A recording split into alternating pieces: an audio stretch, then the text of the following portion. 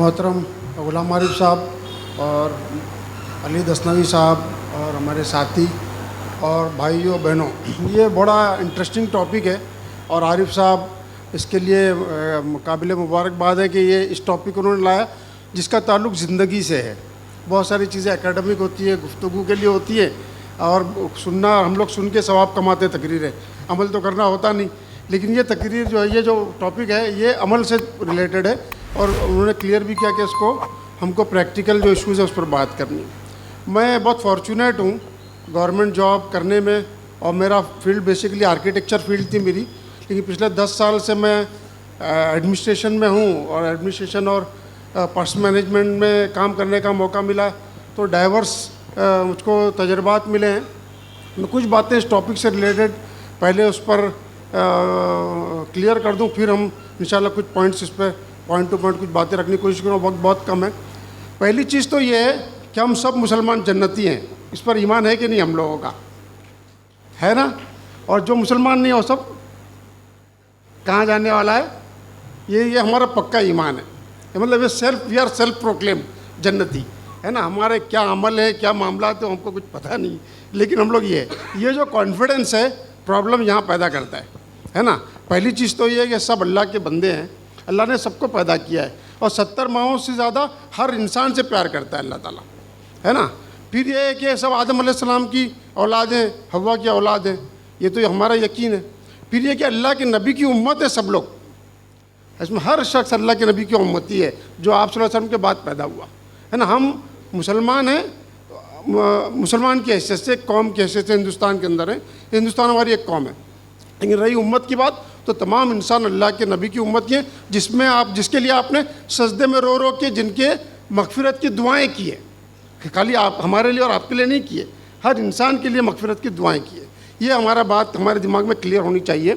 और दूसरी चीज़ ये है कि जो हिंदू मज़हब है, हमारे साथ के लोग हैं, उनके पास भी सही मज़हब आया था, उनके पास भी कोई नबी आया था सही बात लेकर। अब ये ज़माने ने उसको बिगाड़ दिया, पंडितों ने, प्रीस्ट ने बिगाड़ दिया और उनके पास जो बिगड़ी हुई शक्ल है वो एक अलग बात है, लेकिन उनकी किताबों में सही बातें मिलती हैं, अगर हम थोड़ा सा ढूंढें तो वो मिल जाएगी बातें। और वो चीज़ें हमारे दीन से, हमारे मज़हब से बहुत सारी चीज़ें मैच करती हैं। और वेदों में खुदा का जो तसव्वुर है वो कुरान के ऐन मुताबिक है ना? हम उसको तसव्वुरात को देखें तो ये हमको मालूम पड़ जाएगा। और उसके बाद में हमारे साथ जो मसाइल हैं, ये है कि हम हुकूक के मामले में सिर्फ मुसलमानों के हुकूक पहचानते हैं, उसको भी अदा नहीं करते, खाली जानते हैं, अदा तो कुछ नहीं करते, सगे भाई का नहीं करते तो किसी और का क्या करेंगे।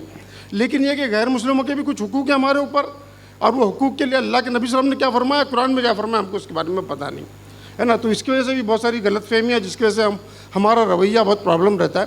और तीसरी चीज़ है हमारा फ़िक़ा के अंदर प्लुरल सोसाइटी में कैसे रहा जाए, इसकी कोई गाइडेंस मिलती नहीं हमको, बहुत कम गाइडेंस मिलती है। आप किसी के पास जाइए, बहुत कम लोग हैं जो इसके बारे में बता सकें कि प्लुरल सोसाइटी में आपको प्रोएक्टिवली कैसे रहना है। अब अपने गेटोस के अंदर तो इस्लाम जिंदाबाद करके बहुत खुश हो सकते हैं, लेकिन जब आप प्लुरल सोसाइटी में जाते हैं, किसी और सोसाइटी में जाते हैं, तो how you can be that confident, उसके लिए क्या तालीमात है आपके पास, ये एक बड़ा मसला है जिस पर हम यहाँ पर गुफ्तगू कर सकते हैं। यहाँ मौलाना जलालुद्दीन अंसर उमरी साहब हैं, बहुत बड़े स्कॉलर, उन्होंने एक किताब लिखी, बहुत प्यारी किताब है, ये उर्दू में है, पता नहीं अंग्रेज़ी में है कि नहीं है। इसमें गैर मुस्लिमों से ताल्लुकात और उनके हुकूक, इसमें कुरान, हदीस और स्कॉलर्स से उन्होंने बहुत सारी चीज़ें इसमें समराइज़ की है। बहुत अच्छी किताब है, हमको उसको पढ़ना चाहिए, अगर अंग्रेज़ी में मिल जाए तो बहुत अच्छा है। तो ये कुछ बेसिक चीज़ें जो हमको क्लियर करना चाहिए। और इस कंसेप्ट के साथ आप जब जाते हैं, मैं तो अल्लाह का शुक्र अदा करता हूँ। और ये बात, मैं हज पर गया तो एक पाकिस्तानी मुझको मिल गया टैक्सी में, उसने बोला अरे हिंदुस्तान में आप रहते हो तो आपको ऐसा कैसा होता है, वैसा। मैं बोला मैं अल्लाह का शुक्र अदा करता हूँ कि अल्लाह ताला ने मुझको हिंदुस्तान में पैदा किया। फिर मैंने उसको बताया कि मेरे साथ की एक ब्राह्मण औरत है अंडमान में, उसने कहा कि आप मक्का में जाएंगे, मदीना में जाएंगे तो वहाँ की मिट्टी लेकर आना कि जहाँ पे पैगम्बर मोहम्मद का पैर पड़ा था, वो मिट्टी मेरे घर में मुझको रखना है। एक ब्राह्मण औरत कहती है, साउथ इंडियन ब्राह्मण, कि मुझको अल्लाह के नबी के पैर जहाँ पड़ा है उसकी मिट्टी चाहिए, मैं उस देश से आया हूँ। मैंने उसके बाद बताई, है ना? तो ये हमारा मुल्क है और ये मुल्क था हमारा। अब हम फासिज़म के दौर में आ रहे हैं और यहाँ के जो इशूज़ हैं और मसाइल हैं, पॉलिटिकल हिंदुत्व का बड़ा शोर है और हम उससे मुतासिर हो जाते हैं। और हमारा जो रवैया वैसे हमेशा से रिएक्शनरी रहा है, हम लोग एक्शन में बहुत कम बिलीव करते हैं, रिएक्शन में बहुत बिलीव करते हैं। तो हमको भी बड़ा अच्छा मौका मिल गया रिएक्शन करने का, कि हम रिएक्शन ही करें और हमको उकसाने के लिए बहुत बहाने। तो हमारा जो काम का जो डायरेक्शन है वही रिएक्शन में। मैं आपको बता रहा हूँ, वक्त असल में बहुत कम है। मुझको अल्लाह का शुक्र है कि कुछ ट्रेनिंग सेशंस कंडक्ट करने का मौका मिला। मैं पर्स मैनेजमेंट देखता हूँ तो ट्रेनिंग की जिम्मेदारी मुझको मिली। ऑफिसर्स की ट्रेनिंग के अंदर मैंने ये जो पूरा इकोनॉमिक सिस्टम, फासिज्म और हिंदुत्ववादी जो बात है, सब पर मैंने बात रखी और मैंने कहा कि धर्म जो है, आदमी धर्म की शरण में क्यों जाता है? जब पूरी दुनिया से परेशान हो जाता है तो धर्म की शरण में जाता है कि उसकी आत्मा को शांति मिले, ज़िंदगी में सुख आए, है ना, और उसको उसका जो प्रभु है उससे खुश हो, उसके लिए जाता है। अब यहाँ पे आप धर्म की शरण में आओ तो आपको कत्ल करना, मारना, रेप करना, ये सब सिखाया जाता है। तो आप कहाँ जा रहे हो? और अगर आप अपने बच्चों को ये चीज़ सिखाओगे तो क्या सिखाओगे? तो लोगों ने मेरी बातों को एग्री किया, किसी ने एक ने चू नहीं किया। और मैं ऑफिस में नमाज़ पढ़ता था, है ना, वो मेरे लिए जगह का इंतज़ाम करता था, सब कुछ करता था। जब मेरी पोस्टिंग वहाँ से हो गई तो उसके साथी लोग वहाँ पर आ गए। तो जब मैं उससे नेक्स्ट टाइम मिला तो बोला, यार ज़मीर तू यहाँ था तो तू नमाज़ पढ़ता था, पवित्र थी ये जगह, अब मेरे देख ये लोग आ गए यहाँ बैठ के शराब पीते हैं, है ना। तो ये फ़र्क है ना, क्या आप किससे आप कैसे कनेक्ट हो सकते हैं को नहीं पता। और दूसरी एक चीज़ जो है, एक बात हमको याद रखनी चाहिए कि हर शख्स का खुदा एक ही है। उसका नाम अल्लाह लें या ना लें, वो प्रभु कहें, परमात्मा कहें, गॉड कहें, वो अल्लाह क्रिएटर तो एक ही है ना। इस बात को आप उनको समझा दीजिए और बोले कि आइए मेरे साथ हम दोनों उसकी तलाश करें, आइए हम उसके साथ उसको ढूंढें, आइए हम उसकी प्रसन्नता पाएँ, ताकि हम दोनों एक साथ स्वर्ग में रह सकें, जन्नत में रह सकें। जैसे हम ऑफिस में साथ में बहुत प्यार प्रेम से रहते हैं, वैसे जन्नत में भी साथ रह सकें। क्या हमारी ये ख्वाहिश नहीं है? क्या आपकी ये ख्वाहिश नहीं कि पैगम्बर मोहम्मद के यहाँ से आपको जामे कौसर मिले? मैंने उनकी आंखों में आंसू देखा जब मैंने ये बात कही, तो है ना। और आप ये बात मुसलमान से कहो तो पहले पूछे आप कौन सी जमात के, ऐसी बात कर रहे, पहली बात ये पूछेगा वो, है ना। और दूसरी बात ये है कि रही बात पूजा की, ये सब मौका की, मुझको कभी कोई डिफ़िकल्टी नहीं आई। मैंने कभी ज़िंदगी में प्रसाद नहीं खाया। और मैंने ये कहा कि भाई हम लोग जो है प्रसाद नहीं खाते, इसलिए हम मूर्ति पूजा पर विश्वास नहीं रखते। मैंने कभी किसी गणपति में चंदा नहीं दिया और कहा कि हम इसके लिए नहीं देते, किसी मेडिकल के लिए, किसी गरीब बच्चे के लिए चाहिए तो मेरे पास आना, मैं उसके लिए मदद करने के लिए तैयार हूँ। और कोई रेसिस्टेंस नहीं मिला, कोई प्रॉब्लम। हम तो कॉस्मोपॉलिटन एरिया में रहता आया हूँ और अभी मैंने जो है मंदिर के ज़ेरे साया एक घर बना लिया है।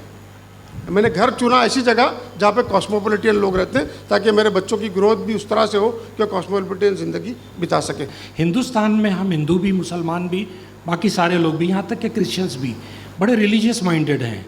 तो मज़हब की कोई चीज़ अगर उस पर अमल नहीं कर रहे तो कम से कम उसका रिस्पेक्ट ज़रूर करते हैं। तो ये जो डाइकोटॉमी दिल में लेके चल रहे हैं, उसको आपने दूर किया कि नहीं भाई मेरा मज़हब तो ऐसा मना नहीं करता। मैं घर की बात नहीं कर रहा, वर्क प्लेस पे कर रहा हूँ।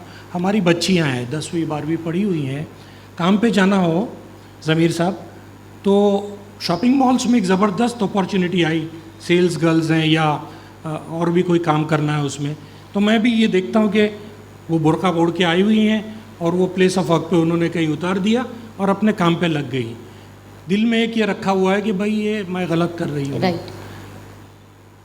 हमको किस तरह से अपने एटीट्यूड्स को, अपने तौर तरीक़ों को रीडिज़ाइन करना? ज़मीर साहब, हमारे यहाँ जो लुक्स है ना, दीनदार दिखना ज़्यादा ज़रूरी है, दीनदार होना कम है। और उसके ऊपर बहुत एम्फेसिस है, ड्रेस के ऊपर, दाढ़ी पर, टोपी पे, कुर्ता पे, उसी तरह बुर्का पे। बल्कि डॉक्टर फरीदी साहब से एक बार इंटरेक्शन हुआ था, उन्होंने कहा कि ये जो बुर्के का निज़ाम हिंदुस्तान में राइज है, ये फ्यूडल्स लोगों ने लाया हुआ है, इस्लाम का तरीका नहीं है, ये फ्यूडल्स का लाया हुआ तरीका है। फ्यूडल्स यानी ज़मींदार लोग या राजा जिनके यहाँ 100 बीवियाँ होती थी, उनको इस बार का डर होता था कि मेरी बीवी कहीं और ना चली जाए। तो उन लोगों ने इतना सिस्टम बना था कि जो घर से निकलती थी औरतें, अपने कोठी से निकलती थी और बग्गी में बैठती थी, तो वहाँ पे भी पर्दे लगाए जाते थे कि वो जब बग्गी में बैठे तो कोई देख ना पाए, इतनी सख्त लगाया गया था। और ये सिस्टम इस्लाम ने दिया। हम तारीख़ में देखें, अल्लाह के नबी साहब के ज़माने में देखें तो सहाबियात ने काम किया ना। आप एक उम्मतुल मोमिन हज़रत ज़ैनब टेनरी का काम किया करती थी, हज़रत फ़ातिमा ख़ुद अपना पानी मशकीज़ में भर के लाया करती थी, और ख़वातीन बाज़ार में सामान ला के बेचा भी करती थी। जंगें की हैं आप लोगों ने, तो कैसे की? ये जो हमारा बुर्का है वो पहन के तो नहीं कर सकती थी वो। तो ये चीज़ें जो है लाद दी गई है, उसको निशानी बना दी कि तकवा की निशानी बना दिया गया है ना, उसको तकवा के तौर पर पेश किया गया। ये एक बड़ा हर्डल है और हम उस औरत को कबूल नहीं करते जो मिनिमम हिजाब करती है या हिजाब नहीं करती, कि ये भी पायस हो सकती है ना। तो ये जो डुअलिटी है ये हमारे समाज ने हमारी बच्चियों को सिखाई है। आप उसको नेचुरल रखिए, प्रैक्टिकल रखिए और अल्लाह से डरना सिखाइए।